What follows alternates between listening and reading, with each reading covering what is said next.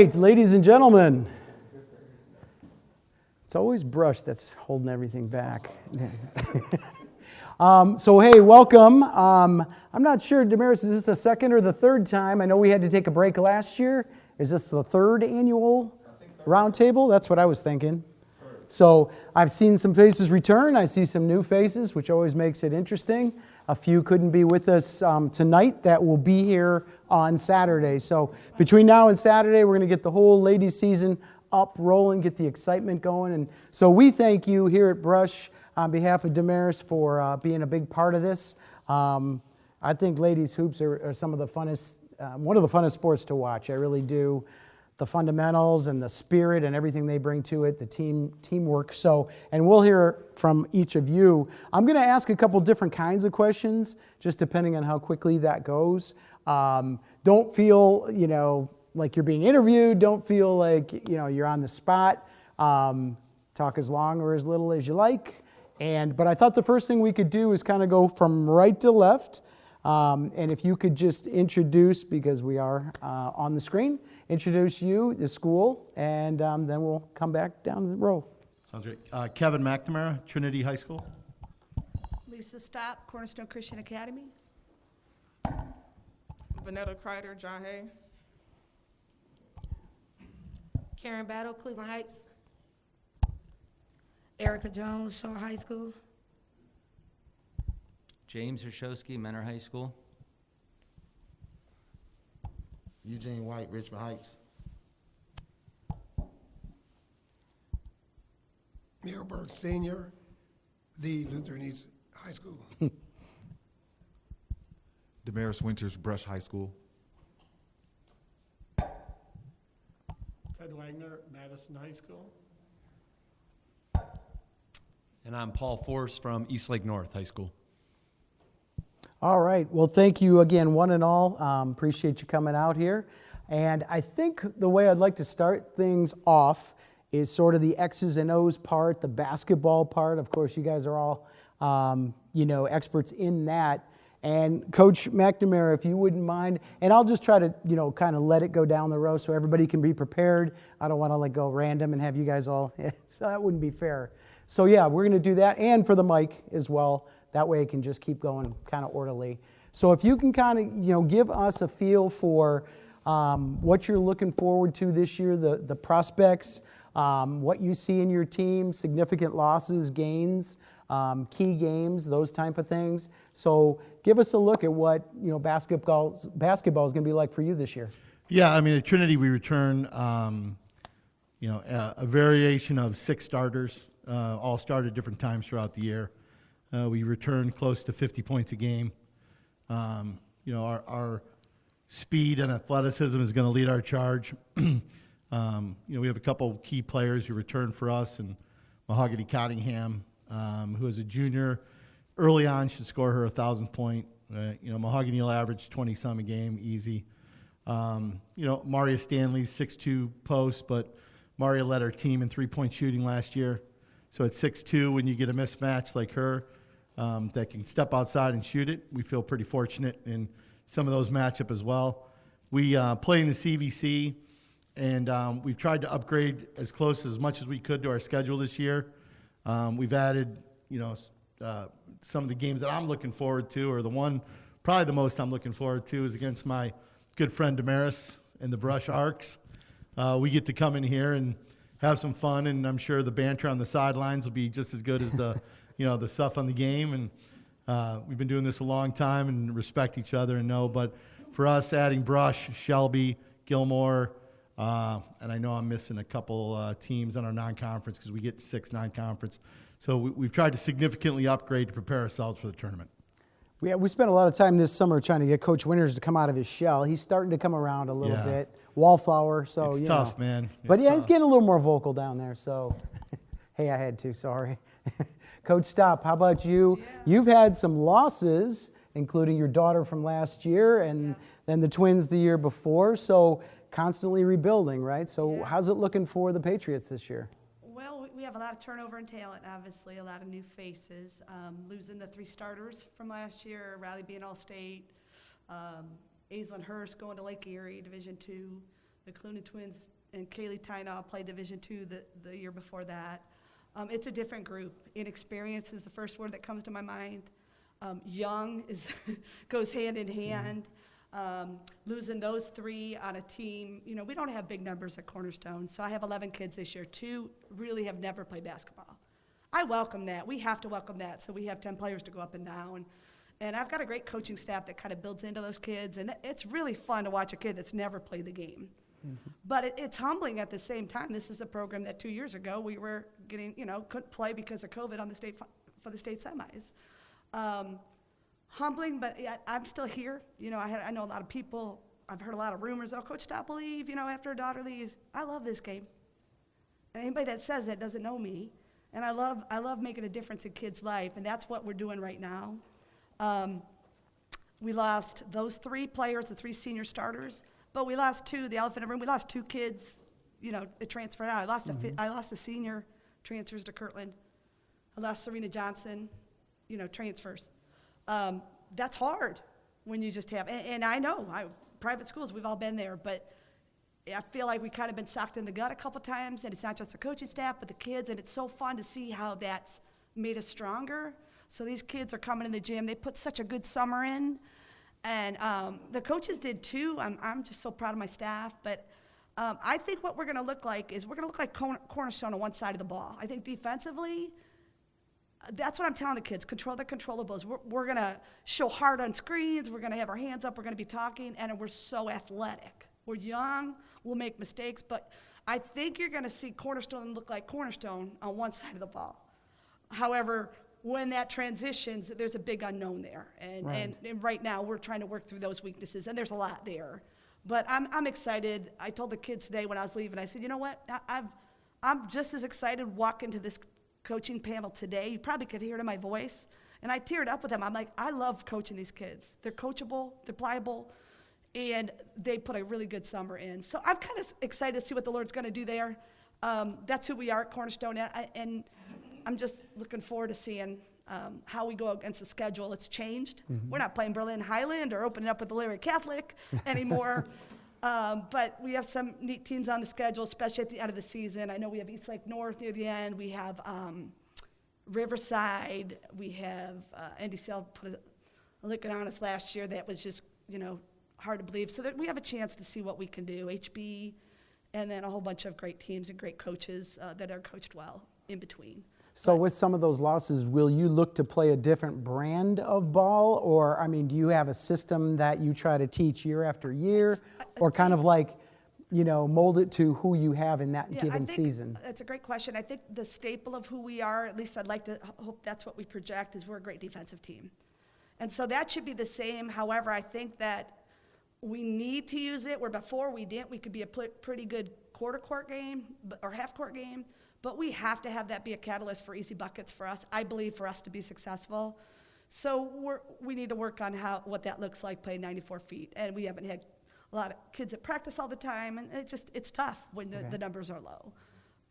But yeah, it should be exciting. And I'm just looking forward to the opportunity of just coaching these young ladies that just want to learn, hungry to learn. Awesome. So, yeah, thank you. So what's going on at John Hay this year? How do you see things playing out, Coach?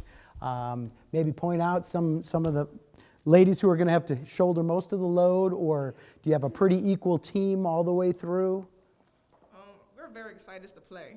We didn't play at all last year, so the girls are very excited. I believe this year we will have one of the best backcourts in NEO this year with senior Elena Johnson and Amara Hart, and we surround them with shooters, Tamara Phillips and Kyla with Newell. Yeah, correct. Our front court will be big and aggressive. We'll have 3 6-footers this year in the paint. Wow. I'm very excited about junior Zanaya Irvin and Jada Harrison. This hustle, they play their butts off. And they're just excited to make a name for themselves, because when people think of John Hay, they think of Amaya Maxey. And she's no longer there. So it's going to be more of a balanced game this year. Okay. How do you, I'm curious, because you didn't get to play last year, how do you keep the motivation and, you know, the pride up and all of that? Because it's not like you just had an off season, you had like a full year away. So Yeah. I'm sure they played here and there, but how do you keep them galvanized toward the same goals? Doing stuff outside of basketball. Okay. You know, bonding, chemistry, little trips, to the zoo, whatever we can do just to be around each other. Sure. And we embody our philosophy is the forgotten. And we feel like, Cindy was forgotten last year. We feel like everybody forgot about us, and we're just ready to play. Awesome. Coach, one of our neighbors down the road to the west, we've got them both here actually with Lutheran East, but how are you looking? How are you feeling about things? It's a little bit early yet, but at the same time, you probably have an idea of how you want things to roll for the Tigers. Yeah, we'll be a very young team. I have 10 10th graders that are looking to get, quality minutes on varsity. I have 2 incoming freshmen that are looking to break it. I only have 1 junior that's actually a returner and a consistent starter for me. So we'll be young. Our biggest goal this year is to not allow other teams to beat us, because a lot of times, even last year, we had a lopsided season as far as wins and losses, which was our first time in a while. We beat ourselves in a lot of those games. So the girls are really looking forward to getting together, building that camaraderie, having a good time. Same thing as John Hay, doing stuff outside of the court because they are young. Going to Friday night, the boys are playing in the playoffs, so go to the football game, go out to eat, go hang out at the mall, just doing stuff outside of the lines so that they can get to know themselves and get to know each other. Because when your back is against the wall, it comes down to who's on your right and who's on your left. I always tell them, you can turn your back on me, but you never turn your back on your sister. And with that, anything that we do beyond the court is going to help us excel throughout the year. So we're excited to get out there. They're hungry. It'll take us back to some of our defensive principles, because offensively, everyone will be equally important. This year we don't have any big wigs really coming back that's double-digit scorers. So everyone is going to have to definitely rely on someone else to get the bucket. Gotcha. Okay. And Shaw, one of 2 Cardinals sitting right next to each other. How about that? That wasn't planned. So, Coach, how are you feeling about things as we get toward the end of October here, and then November is the month for a lot of people to get going. So, how do you feel at this stage of the game? After last year being my first year at Shaw, I feel like it's still a building process. Coaching in East Cleveland is definitely different, especially coming from Lutheran East. It was a lot more green light versus where I'm at now. But I'm just ready to put in the work. I do have 5 returning seniors, but again, seniors that, didn't get the work in that they should have gotten in 9th and 10th grade year. So it's still a building process. I do have a couple players that I'm expecting big things from. Losing my point guard was big because I didn't really have a backup point guard. So again, it's just a building process for us. But as every season, I'm ready to go. Offensively, do you look to, engage in a lot of fast breaking? Are you more of a, half-court offense, set offense? What do you like to play?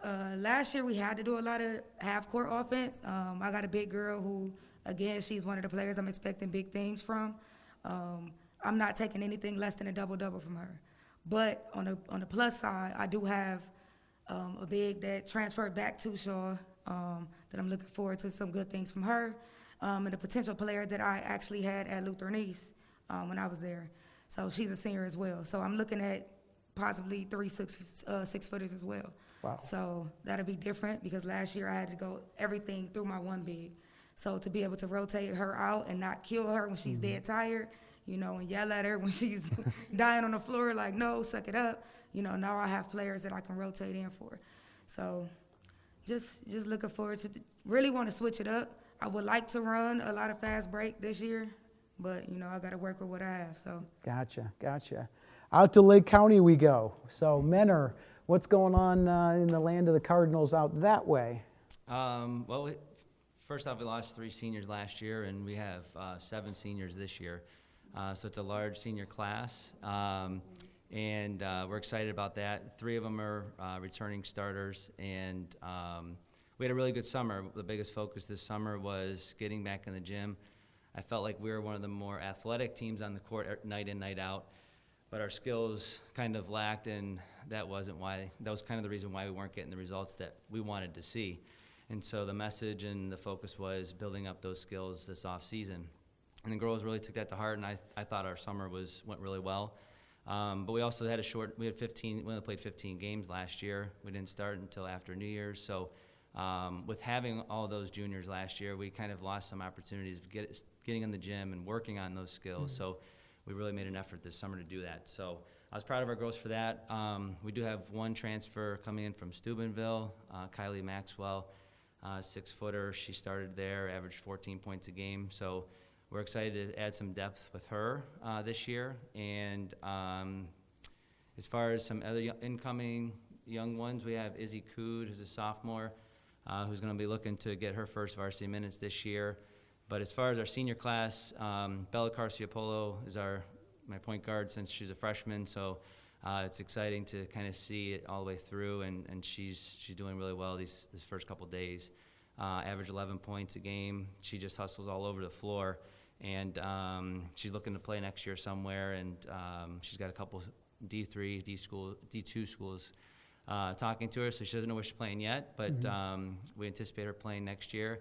Sophia Carrasca, another senior, had a charge and a half a game last year. It was just a defensive, nasty, but also aggressive girl on the defensive side of things. But her shot this summer has really improved. So we're excited to see some offensive improvement from her.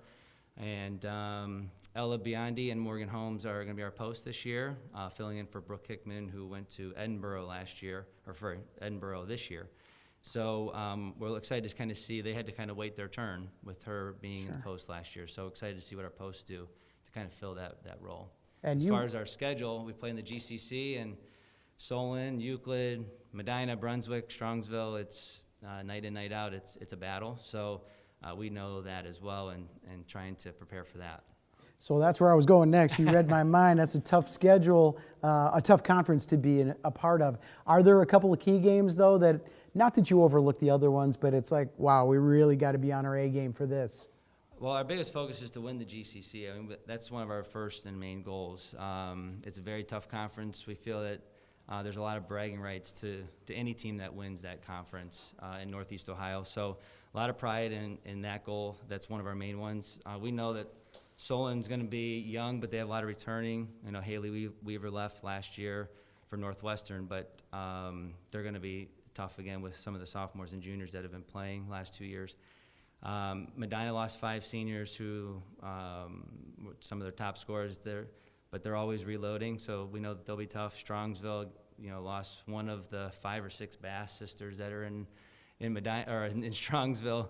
I know there's a couple more coming up, but so it's just those are kind of the key ones that we know about. But Brunswick, we know that they've got some young talent coming up too. So we really don't have a specific one because we know every night's a battle, but our non-conference schedule, we got a lot of the WRC teams with Eastlake North and Chardon, Mayfield, and then coming to the Invitational that Coach put together here at Brush. We're excited about that. We're going to be playing against Laurel. So we're going to have a nice, tough non-conference schedule too. Absolutely.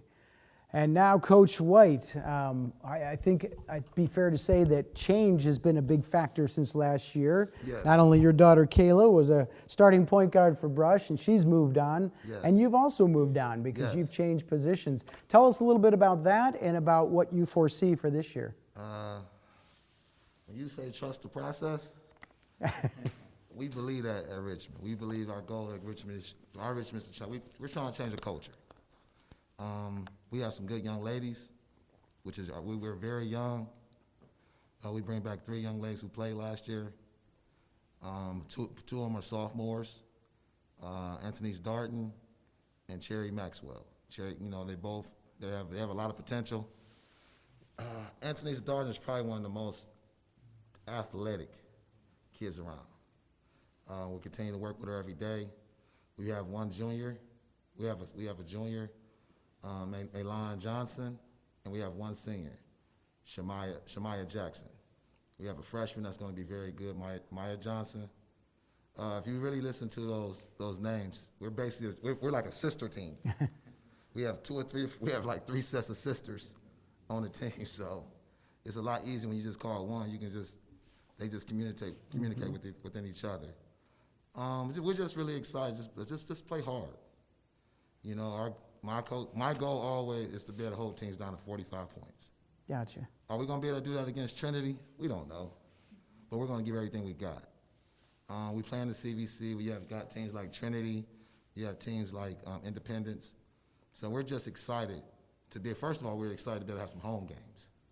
We've been on the road for the last 2 years, so we're excited to be able to have a home game on November 19th against Orange, with a lot of excitement.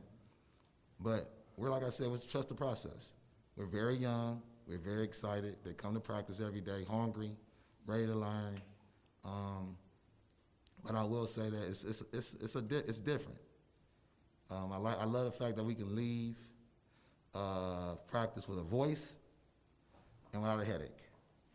So those are two things that I love the most. You know, and it's just overall this past year has taught me a lot of things that we have to build character within each other. We have to build friendships within each other, because the more you love playing with each other, the easier it is to win. The easier it is to teach. So we're really excited about that. And like I say, our biggest thing is just change the culture. If we can change the culture, that's something big. Probably within the last 4 or 5 years, Richmond hasn't had a middle school team. So we're so excited to be able to say that we're going to have a middle school team. We have an 8th grader that we're really, really excited about. I know it's kind of early to start talking about it, but we're really excited about it. And I think some of the other 8th graders that we have, they're going to help turn our program around to the point where we can eventually have a JV team and continue to build on our varsity level. You know, like I said, we only have one senior. So we think for the next 2 or 3 years, we'll be right where we need to be at. Competitive, play hard, and just trust the process. And I think you brought up something really important. Not having a home game for 2 years, I think there has to be at least some kind of mental aspect to that, like, hey, we're not always jumping on a bus to play our games, you know. And then whatever you can feed off with the crowd, I got to think that that's going to be a positive for you guys, and maybe bring a couple more W's than might have been the case. So well, I think our girls are just excited to be able to put a home uniform on, brand new home uniform. So they haven't put a home uniform on in 2 years, so we're excited about that. And we know if we just do it, we play hard defensively, we'll sneak a win out. We may get lucky against Trinity. You never know. But we also have some tough games coming up. We play Cornerstone.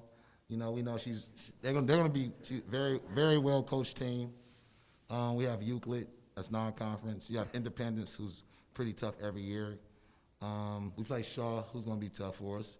We play, who else we have? We have Andrew Osborne, who has a great coach. This will be her 2nd year there. Central Catholic alumni, so we truly love her. But we have it's going to be a competitive for us every night. But that's the whole beauty of it, to play teams that's going to make you work, that's going to make you want to get better, and we have the kids that want to do that. We have a sophomore who's coming in this year. She's transferred in, and she's about 6'1". So we're excited about her and the prospects that she's going to bring. And I promise that these two are not plotting against you down here in the corner for your future meetings, of course. Yes, I can see it. I can see John Hay. We actually got John Hay and stuff coming in. So we got three out of the first, them 3 coaches down there real early in the season. So had nothing to do with it. We just gonna try to be really very vanilla this upcoming weekend and just play hard. All right, sounds good, Coach. Over at the Lou, as you described it. You've been around this game a long time. You've been around preseasons and such. So what's your assessment as we tackle the 2021 season? The first thing is to be happy to be able to play a full season because of last year's situation. But I was at the Lou already in 2007, 8, 9, and 10. Had a real united team. So it is good to be back. The Senate is tough. When I was at East Tech for all those years, like people were saying, you got to go through a lot situationally with just the environment and the equipment needs. So all of that is a plus. But we have about 9 or 10 United Young Ladies. Our seniors are Tamia Gorham and Coach Ron Donaldson's daughter, Amaya Donaldson. Those two seniors are playing hard, leading by example. Maya has about 3 Division II offers just by coming over the summer. Our guard play is real strong with Aliana Robinson, Janiyah Speedy Harris. We have Taylor Haynes. A couple of players, Tamia and Akayla Overby can play a little bit of the wing, a little bit of the 2. Our freshmen are surprising. We have a 5'8", 5'9" freshman, Danasia Woodard, and a 6'2" freshman, Shanae Igbiway. She's 6'2". She's learning, but she's learning quick. Nice size on her. One of our juniors that transferred, Serena Johnson, is not healthy yet, but she's working with our training staff to get better. Our schedule is very tough. We start out at the Cleveland Heights tournament against St. Joe Academy, Notre Dame, Cathedral Latin. We play Holden twice, once at home, once away. We go to Detroit to play a team called Frankenmuth, and then Detroit Renaissance High School tournament. We're at we play Warrensville and Sonny Johnson's NEO Christmas Classic. We play Canton Glen Oak. We go to Cincinnati for a 3-day tournament. Come back home, gotta play Gilmore, gotta play my brother right here, gotta play Brush. We're at Central Catholic. We go to Afrocentric, not to play them, but we're playing Columbus Beechcroft in the Nubian Classic in Columbus. Come back home, got to play Camp McKinley, Westlake, Lutheran West, and Hoban again. Wow. That's a meat grinder for sure. But it is. But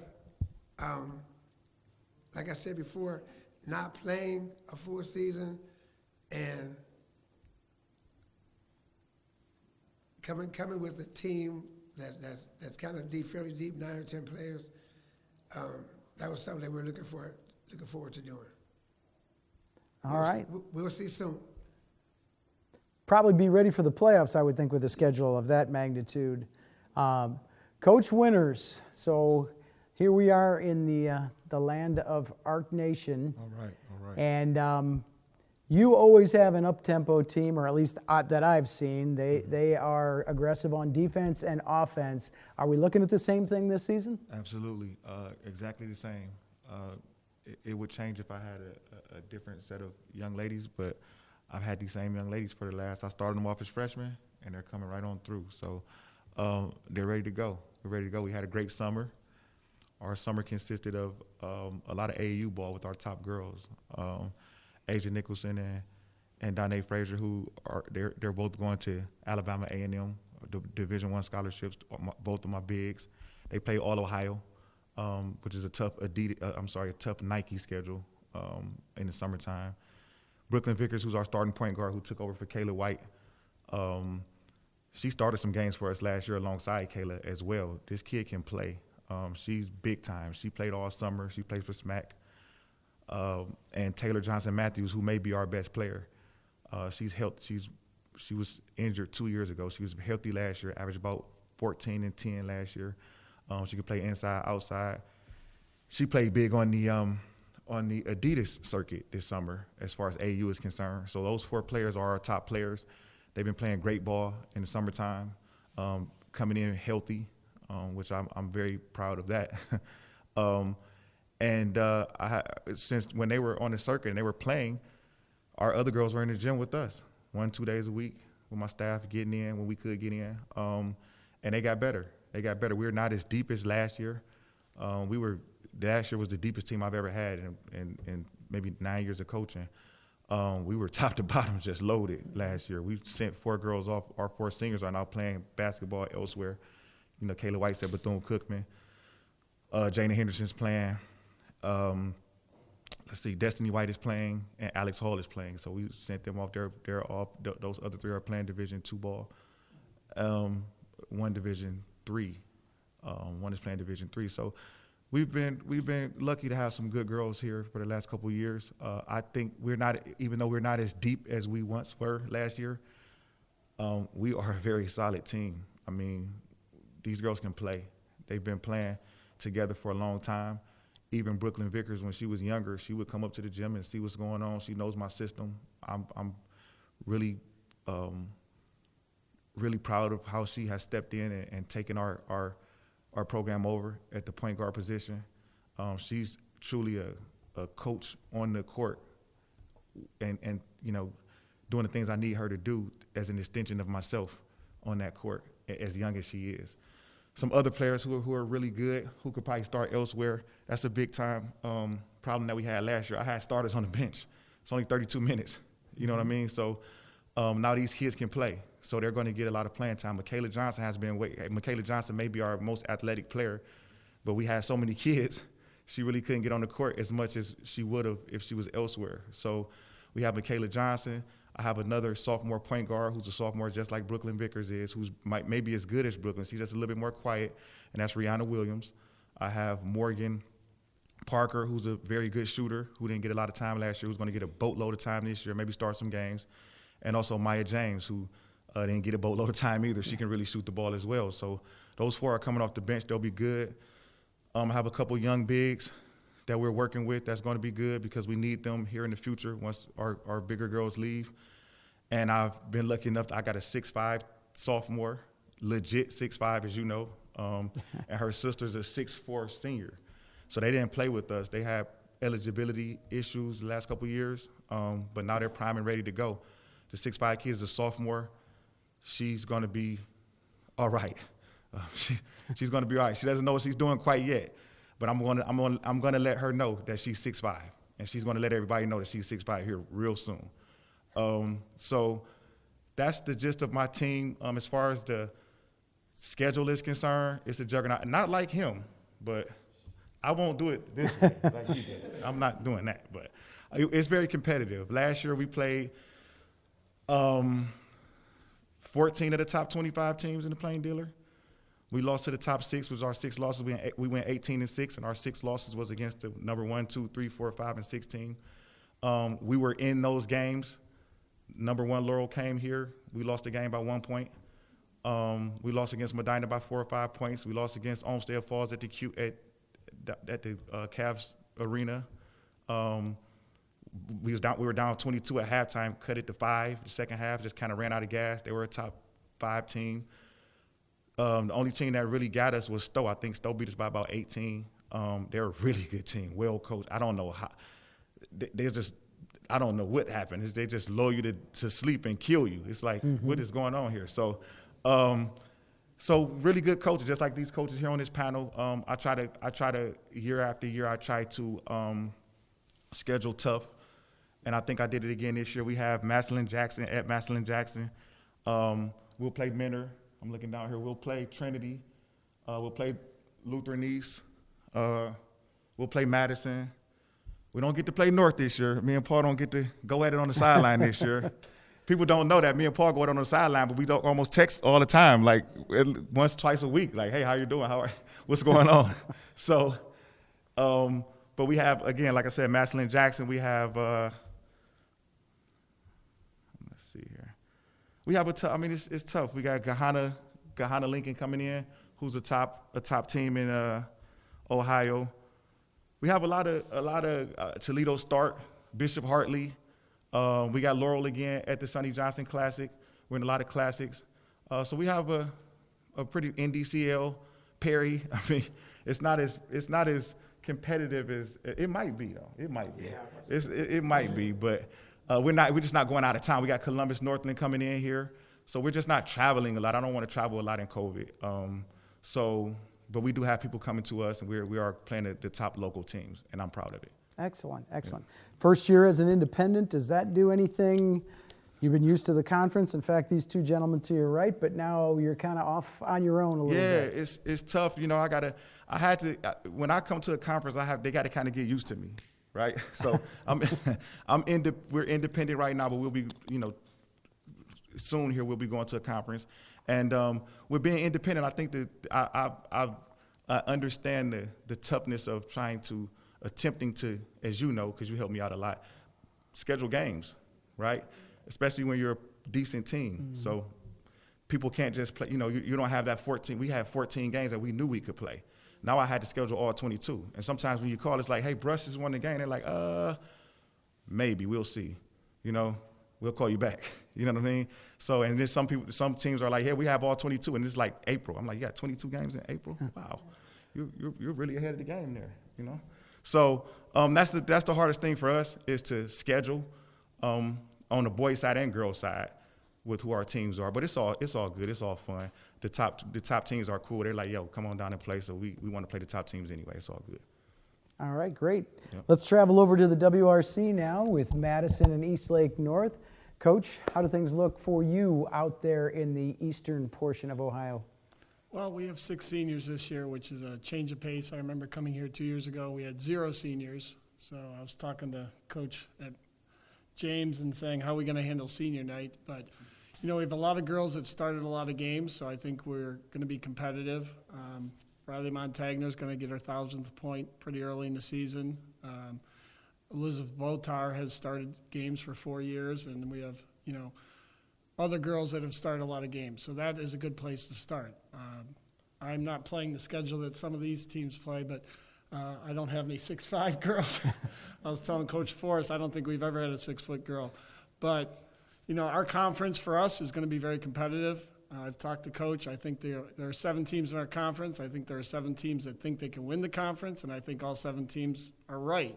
So for our level, I think it's going to be very competitive every night, trying to get them up for those 14 games. We still have Perry. We're playing Brush, so we do have a competitive schedule. I think it's appropriate for us. I have a veteran team, so it's nice. We don't have to teach everything. It's more relearning, going through. I remember Coach Cornerstone, Lisa was talking about 2 years ago how you start fine-tuning things, and I think we're to that point where, after they know things, we can start fine-tuning it and try to get a little bit better. All right, and over to Eastlake, you've got at least one big hole to fill, right, as you come in, but you guys always reload. Sure, we lost 5 seniors last year. A couple of them are playing ball. Abby Carter is playing at Akron. And then Avril Drew is playing at Edinboro this year. So we bring back like 3 to 3.5 girls with some significant varsity level experience with us. So a lot of it has been, girls trying to identify their role, girls trying to learn the system. We're counting on 4 or 5 sophomores that, for us to play well, they can't play like sophomores. They got to be disciplined. They got to execute. We try to pride ourselves in not really being pigeonholed into any, certain type of an offensive or defensive team, like to be able to do different things on offense, whether we're playing against man or zone or face guards or box and ones. Over the years, I've been super fortunate staff-wise. We haven't had a lot of turnover in our staff. That's so key when you're not coaching coaches every year. I think this is our 5th year having the same staff together from freshman through varsity. Prior to that, I think we had 6 or 7 years of the same. So I'm super fortunate in that aspect. But also have had some incredibly talented players. One of them was a post player. So I kind of learned some things to do when we have talented posts, a couple of shooters on the wing that I knew were going to get face guarded or double teamed, every game. So strategically, that's enabled me to kind of look back at some of those things and say, hey, what did we do for Parasco? What did we do for Engelbrecht? What did we do for Leo? What kind of things helped those girls? So our more talented scorers, whatever position they're at, sometimes I'm able to kind of put them in touch with those girls or talk with them a little bit. We have some experience at the guard position in Cece Hamilton. She'll be a senior. Dory Sakanik will be a senior. They've played a lot of varsity ball for us. We do have Kaylee Minch. She's a junior. She played at South the last couple of years. She's over playing with us this year, and she's pretty dynamic on both sides of the ball. A lot of the sophomores coming up are going to be battling for starting positions or minutes off the bench. We have a really solid defender in the junior class in Sydney Helm, and she's added to her offensive game a little bit. She had a couple double-digit games in the summer league and in the shootouts that we went to. We have 3 or 4 post players that are, battling every day for position and see who ends up getting most of the minutes. But at the post, it comes down to rebounding for us, defending, and guards are going to play for us if they can shoot it and take care of the ball. One of the big things that I look for from guard play is them taking care of the ball. I mean, if they're going to throw it to the other team 3 or 4 times a game, that makes it difficult for me to put them out there. And if they can't shoot a wide open 3-point shot accurately, it makes it difficult for me to put them out there. So we try to put stress on teams and be able to play different styles of defense, different styles of offense. So it's exciting. We just stress to them to play hard and love each other and, focus on those relationships, because 5-10 years down the road, whatever you do as a basketball player, people aren't going to remember that as much as how you made them feel every day in the locker room, every day in the school, every day on the practice court. So I really try to stress, family and loving each other.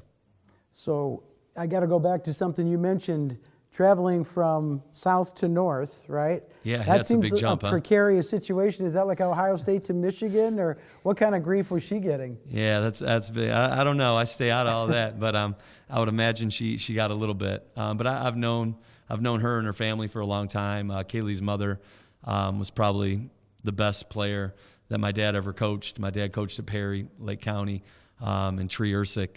She was a heck of a player, heck of a scorer. It's funny because I remember being a middle schooler and watching. Sorry to date you there, Teresa, if you're watching. But I remember being a middle schooler and watching her play. And it's funny to see Kaylee running around out there because you see some similar, tendencies. I doubt that her mom could stick with her these days, but hopefully, I just hope she knows what kind of a player her mom was back in the day, because she was fun to watch. Great. Well, that's sort of round one, if you guys are still with me here. That was the X's and O's piece. I appreciate all that insight. That was awesome, and personnel talk. So now I'm going to change it up a little bit and kind of throw questions at you that maybe are not so much, the strategies of the game, but other aspects that still are worth thinking about. So, Coach McNamara, my question for you would be, I want you to pretend like you were in an interview, like an actual interview for a position. So this one comes as, if you were ever asked, why are you interested in the head basketball position at such and such a place, and what makes you the ideal candidate, what would you say for us? That's a little tough, only because I think over my time in the game, it's changed so much. Mm-hmm. 18 years ago, when I got into girls basketball, I was a football coach and transitioned over because my daughter was in 4th grade and wanted to play basketball. And I got into it because I think I just wanted to be a dad, to be closer with his daughter and spend more time with her. And what I didn't realize over the time is that 18 years later, there needs to be less of guys like me and more of the young ladies sitting over to my right, because this is a girls' game. And I think ultimately the girls will lead the game properly. In no disrespect to, my time into the game, Coach Damaris and everybody other men that are up here. But, I think if you're going to lead the charge, we have to do so that we can create a culture to lead that charge. Mm-hmm. And the one thing that I always tell every kid that plays for me, every girl in AAU or in high school, is I can promise you I think I know a lot. Many people will tell you I know nothing. But the only guarantee is I don't know what it's like to be a 15-year-old girl. And there's a lot of bravado that gets taken away over 18 years. And I've watched a lot of things happen. I've seen a lot of things happen. I've seen a lot of changes in the game. I've seen this turn into, and I've heard a couple of these classics and showcases. They're always led by men. I'm dying to find the girl, the female, the woman to take charge and develop that part of basketball in this area. Because unless you're a realist, and I like to tend to speak truthfully and openly, basketball in Cleveland is not very good. Basketball around Ohio is very good. But in Columbus and Dayton, that's where they tend to do the most. Akron-Hoban is probably one of those cream of the crop teams that are around here, led by a fantastic coach and a woman. And, I think that once that starts to happen, that's the way we change the game. That's the way you can affect the game. And while I love every minute I've spent on the court at Trinity and for my AAU program and the thousands of girls that have played for me, along with Coach Damaris' daughter, Coach Winter's daughter, who's played for me, it's that answer's changed over 18 years. And I'm real hopeful that within my time before when it is that I go, that, you know, somebody else will step up as a female, because now my daughter, who 18 years ago was a player, she's a coach at Midview High School, Division I school out in Lorraine County. And I look at it upon her to take over that part and her role in the game as well. So a little bit different, a little long-winded, but I think it kind of shares a point. It's okay. That's okay. Coach Stopp, so how does your philosophy as a coach align with education as well? I mean, you know, when you're in the NBA, that's not even a factor. And when you're in the NCAA, they've got so many people to watch this, that, and the other. But in your position, it seems like you've got to be multiple roles for these kids. So how do you make sure that the basketball is being taken care of, but also the academic piece? That's a great question, because it really does encompass all that. This is a ministry for me, so I don't know how it is with other coaches, but this is my ministry. So this is my faith important to me. I'm in a school where faith is important. And so that like gets on the table first. And so I try to encourage kids in their faith and teach them a little bit about what I know. And not everybody has to believe in that, but that's really at my core. And then everything stems from that. And this year it's different with a lot of different kids. I mean, their home stories are different than other kids I'm used to coaching. And I'll be honest with you, my heart's breaking with it, but it's exciting for me because I feel like I could be, obviously a minister there in one sense. Coach, we've talked about that before. Coach Winter saying the role. I want to be a role model. You know, you touched upon it a little bit. But like one of the reasons, I wear sweats a lot, but game day, I dress up and I tell my husband, and my husband's my assistant coach. I want them to see, we can be a really competitive person, but we can be a young lady too. And so that's an important role for me. So I try to dress up. It's not about me. It's more about just setting an example.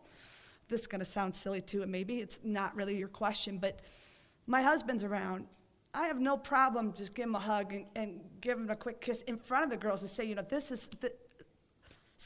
don't settle. You want a guy that loves you and that respects you, and that it's neat because my husband serves me as an assistant. So those are kind of, I guess, things that maybe not every coach thinks of, but with me and the ministry part of it, that's it. An educator, we're with these kids. I don't know what your practices are like, but I had a couple 3-hour, 2.5 hour, 3 hour. You're with them more than a teacher.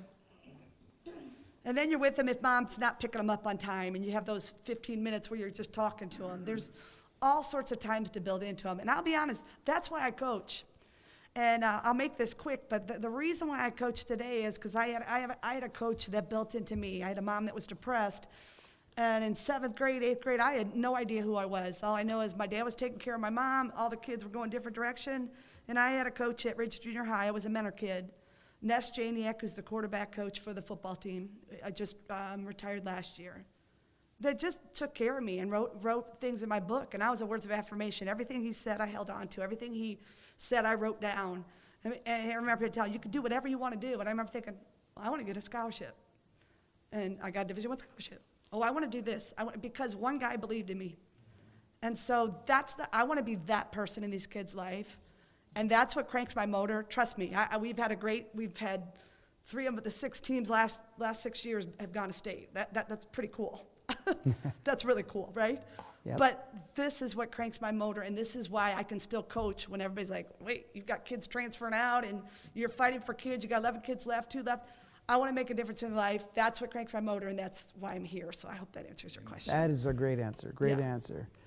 Coach Kreider, so your definition, nobody else's, but your definition about what a really good high school coach needs to have as far as characteristics, attributes, what makes that good coach?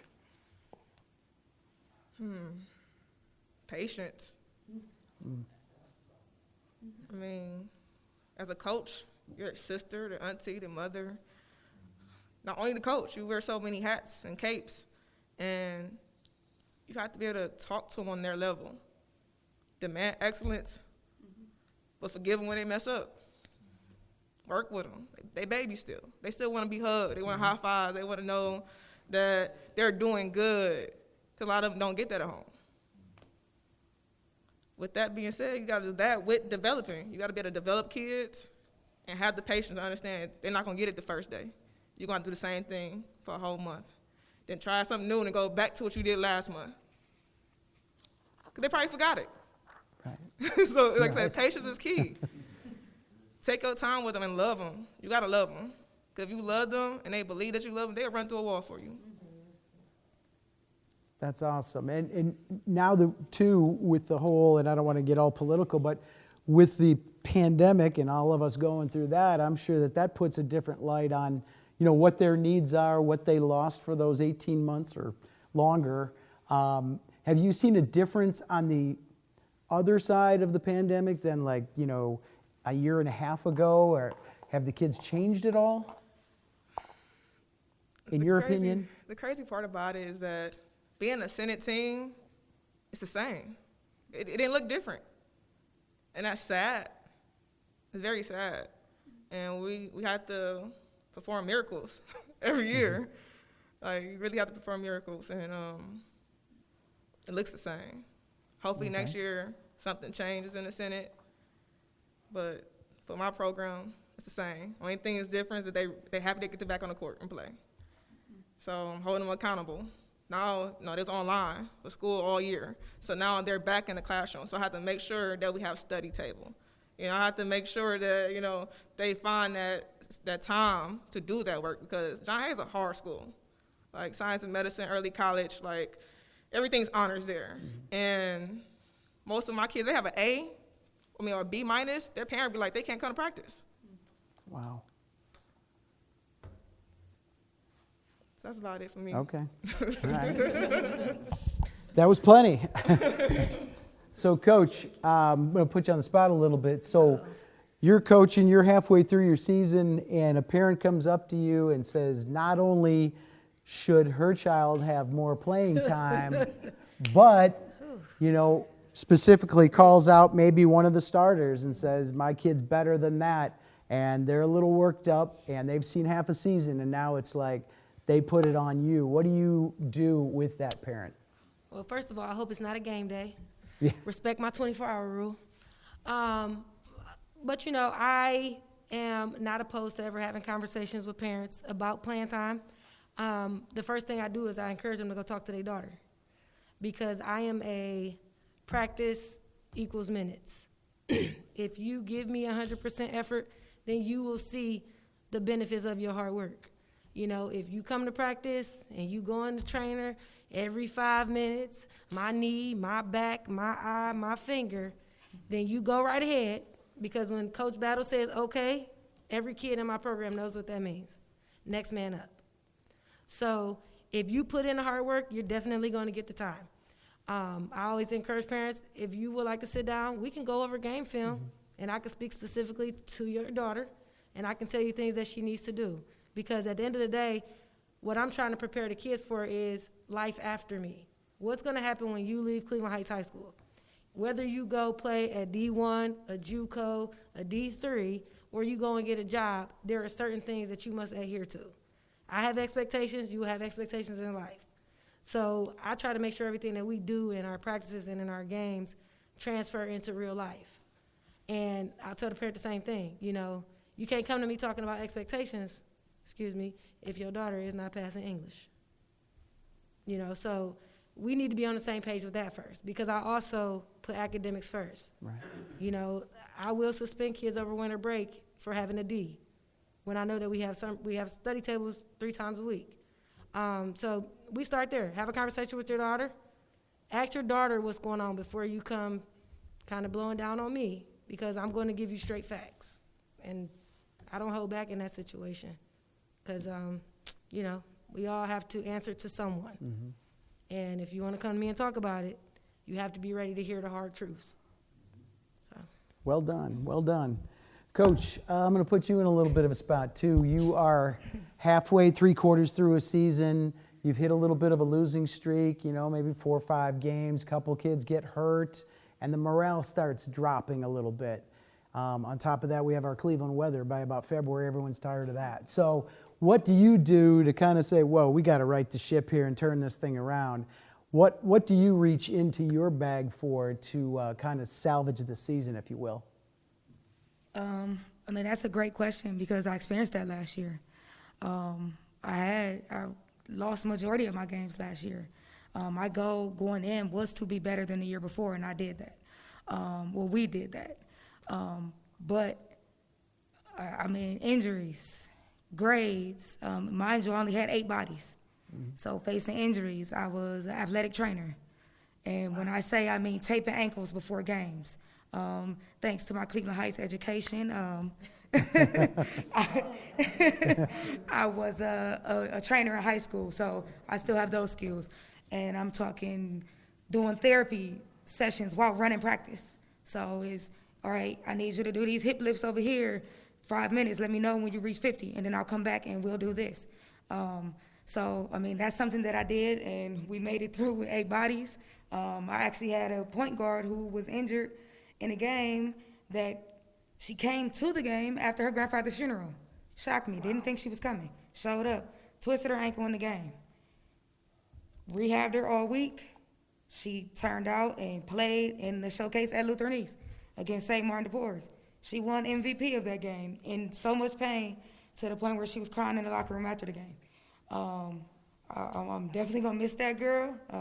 One of my biggest headaches, but one of my hardest workers. So that was something that I lived last year. So I can't Yeah. say, or let you know what I would do differently because it'll be the same thing. Personal But trainer. mainly just, keep up with the encouragement, right? Tell them Yep. there's a better day ahead, that kind of thing. So, Right. okay, all right. So then my next question would be, if you could, Coach, kind of describe your communication style. I mean, obviously there's different ways to get across to players, and even within one locker room, I don't think any of you probably practice a one-size-fits-all. It probably depends on the player, and maybe one needs a pat on the back, one needs a kick in the behind, but how do you describe your communication style, whether winning, losing, and the whole program? Yeah, as far as communicating, we have 4 meetings a year. So we'll have a meeting with every girl individually after tryouts. So that's our first meeting. And our second meeting is about halfway through the season, so winter break. Then we'll have another meeting with everyone individually after the season, and then we'll have one at the end of the summer. So we constantly have conversations and meetings with our girls individually. So we do it 4 times a year. We have a parent contract that goes home after tryouts that we explain what their role is at that time. It can always change, of course, with injuries or whatever it may be, or earning that time or passing someone up. And if those roles do change, we'll have that conversation and meeting with them. And we just really preach transparency.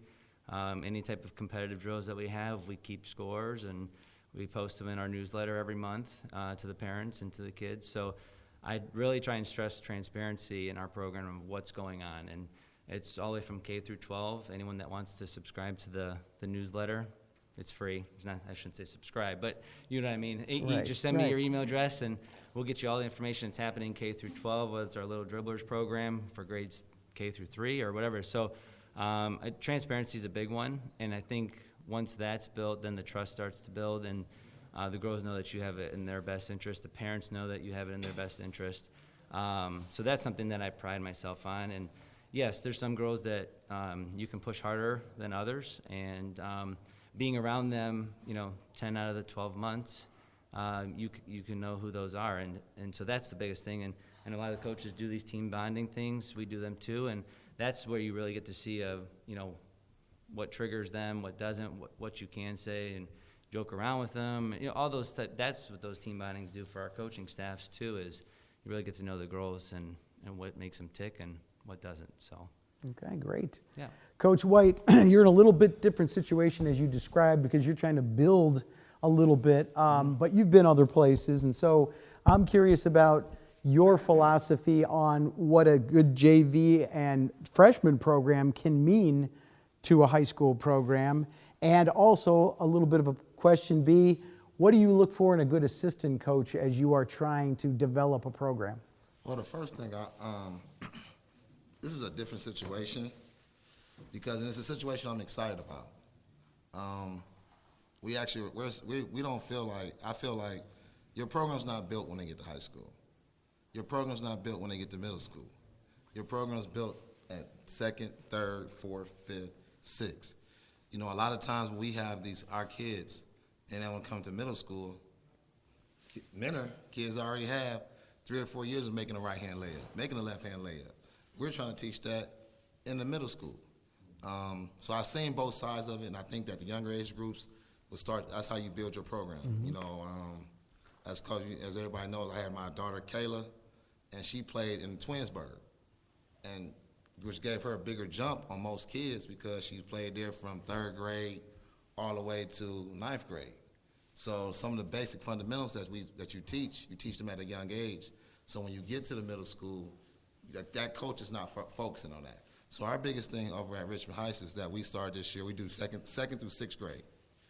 We do twice a week, and we had our kids come in from 5:30 to 6:30, totally free program, and hopefully we can build from there and have travel teams, and that will build our middle school team. That will eventually build our high school program. Can you please say the second part of that question again? Well, as far as assistant coaches, And what do you assistant need coaches, from them to kind of, be you want consistent coaches who are confident in who they are. You know, I can be very strong-minded. I will admit that. It took me some time to learn to admit it, but I can be very strong-minded. You know, it's like, this is where I want to do it, this is where I want to do it.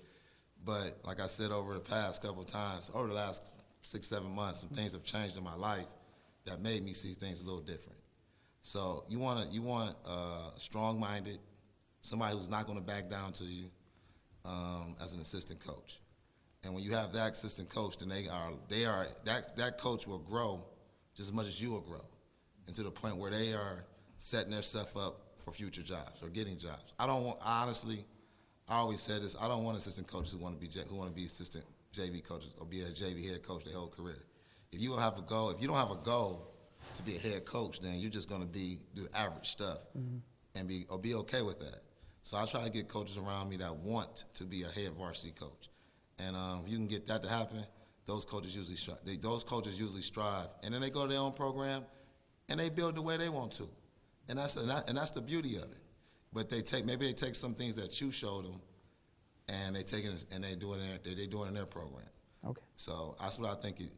I need a strong assistant coach. I don't need pushovers. So if you're not strong, because I'm strong-minded, I'm here. I may not want to go here. I've been watching Mel Burke for a long time, and so I seen that. So I learned some things from him that I'm trying to get out of my life. Very well said. Coach, I'm going to expand a little bit on what Coach White was talking about.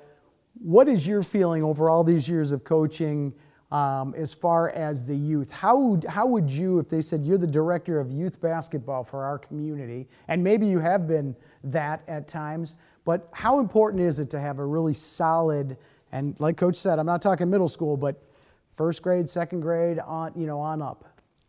That's 80% of the battle. I kind of use grass as my example of coaching kids. If you don't take care of your lawn, you got a real bad lawn. You're not watering your grass and cutting your grass and feeding it the energy that's needed with the vitamins, whatever that you use in your grass, you'll have bad grass. So what I try to do is, I've been told by the Special Jennings and the Barbara Turners and the Gentile Lavenders that I changed, because when they come home, my communication is different. Because when you don't want to turn a kid away from a sport, So to answer your question, the delivery from K through 3 is different. It's okay to drop a ball. It's okay. I'm kind of a stickler for keeping your head up, keep trying. I do not want a kid to ever give up, but I want them to be okay with the effort thing. And it starts with that, because nobody comes out. One of my other examples is, when you were a baby, look how you walk now. You used to fall every 3 steps, but you kept trying to walk. Now you're walking well, you can run and all that. So there is a starting point, and I think each age and grade, the communication, like all the coaches said about being college ready and getting to the college level, to me, that's in stages. Because you can turn a kid away with the language, the style that you have, who may love the sport, but everybody's temperament, everybody's toughness are not the same. So you got to deliver the mail to different houses in different ways. I like that. I'm going to put that one down if you don't mind. Coach Winters, if you could describe the importance of practice and maybe what your ideal practice would be like. Do you have a standard? Do you have a goal for those practices when you go in? Mm-hmm. So I think that's a great question. I think it varies from summertime practice. I think summer is when I tell my kids our summertime, the short times that we can get together. In the summertime, what we're doing is we're kind of investing, right? So we're putting money in the bank. Then we're learning left-hand dribbles. We're basically training. Skills and drills, skills and drills, skills and drills. And then also we do a lot in the summer, as you know, we go to the zoo, we go bowling, we go skating, we hang with each other, we go to the movies, we go to my daughter's games, we're at AAU games for all the other kids. We're together, so we're building that rapport, that camaraderie as a team in the summertime. So those practices look like skills and drill sessions, pretty much, and a little bit of open gym. So then when you get to the season and those games, you can kind of go to the bank and take the money out and buy what you need to buy. You can do what you need to do because you put that money in the bank in the summertime. Right. So those summertime practices look a little bit different than our practices during the season, depending on who we're going against. If I'm going against Paul Force, it's going to be like a 4-hour practice because he knows everything about me. He's calling my plays out on the sideline that I already know. It's some really good coaches on this panel that I've went against. They beat me sometime, I beat them sometime, and it's just so. To answer your question, it depends on who we're playing. We're practicing towards that team that we're going against. We've scouted it. My staff and I, who's excellent. We've scouted that team. We've looked at the strengths and weaknesses that team has, and we go to practice that. We also practice. Not to give away any secrets, but we practice pressing. Everyone up here knows that I pressure the ball. So we practice that about 30 minutes every practice, right? So we practice that and we practice getting up and down, fast breaking. What we have to improve upon, being transparent for me, if we want to get to where I think we can get to in this program, we have to be able to execute in a half-court set on a consistent basis against good teams. We're not going to be able to run up and down every single game against every single team, especially I tell my kids when those first two tournament games are over, the quote-unquote good teams are only left. It's all good teams after those first two rounds of the tournament, regardless of where you are, whatever number you are. After those first two rounds, you're going against a good team. And we have to be able to execute on a consistent basis. We do a pretty good job, but we need to do an A+ job. We're going to go against taller kids, bigger kids, stronger kids. You know, once you get down to that, you have to be able to hear me and understand what we're doing on a half-court set, defensively and offensively. But for me, you know, we play pretty good defense, but offensively we have to execute. So that's an area of opportunity for us, and we practice that a lot going towards the playoffs. If I could say one thing to expound upon what they were talking about at first about these programs not having enough resources, so to speak, in order to push behind the programs, whether it's CMS, whether it's inner city or East Cleveland, whatever it may be. Listen, these kids are still these girls, and I'm talking girls basketball here. I don't think we'll ever be boys basketball, right? So I think we all understand that physically how we're built or whatever it may be. Socially, it's just people are used to the boys' game, right? But we can't be the best girls basketball. You can be the best girls basketball school that you can be, right? Resources. There are resources that you look at. Here, we do a great job.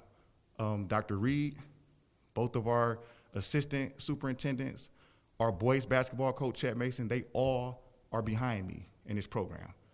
I know everyone doesn't have that, but you can have that. If they wanted to do it, you can do it.